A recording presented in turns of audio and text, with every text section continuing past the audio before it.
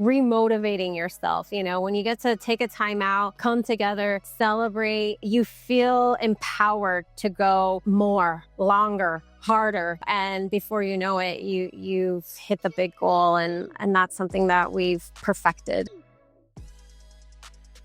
Why do you think this is important, and how do people, because I don't think a lot of people do this enough? Celebrating the small wins along with the big wins is a huge thing for us. Absolutely. And we definitely have gotten better at recognizing, like, yes, we have big goals, but what's the saying? You can't eat an elephant in one bite. You have to eat it one little bite size at a time. And so, like, we've kind of adopted that and really, recognize, like, it takes baby steps to get to the grand goal. And when we achieve 3 baby steps, we celebrate. And we recognize, like, hey, I know what you worked on today. And that doesn't feel like a lot because you still have a ton more to do. But I know that you took 3 steps today in the direction of your bigger goal. And recognizing our goals and defining our goals into bite-sized pieces makes it easy to celebrate them when they take place. And that's been something that we learned to do. We didn't get taught that, or that wasn't in us from our childhood per se. That was something that we really learned how to do. And I think we do a great job at that. With each other and with our kids as well. Yeah, you only live once, right? So celebrate when you do have a win, right? And like Felicia said, even if it's bite-sized, I think sometimes what we do is we create these goals, and we want to have big goals. Okay, you should always dream big, right?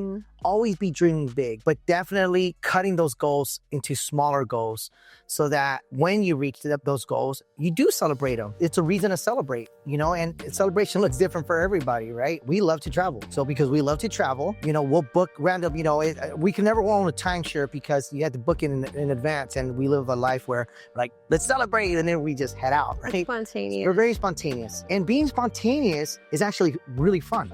Just saying, you know what, we're leaving for the weekend. We're out. We're going to Breckenridge for a night. And just go for a night and just go have fun. And with no plan, no intention, just do it, right? And see what comes out of that. We don't celebrate enough, truly, as a society. You know what I mean? So when something, hey, you got a compliment today and it made your heart sing, like, tell us about it. We tell the kids, like, let's celebrate that. You impacted someone in a positive way.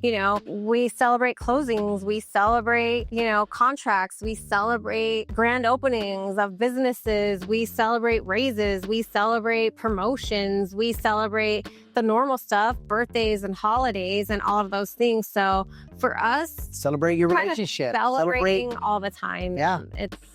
Our relationship, Absolutely. all of those things. And I think that's one thing that keeps us united as a couple and as a family, is that we're constantly celebrating each other and constantly complimenting each other for the effort. Life is hard, and you have to reward yourself, right? Because it's not about work, just keep working, right? Like, no, like work, take a break.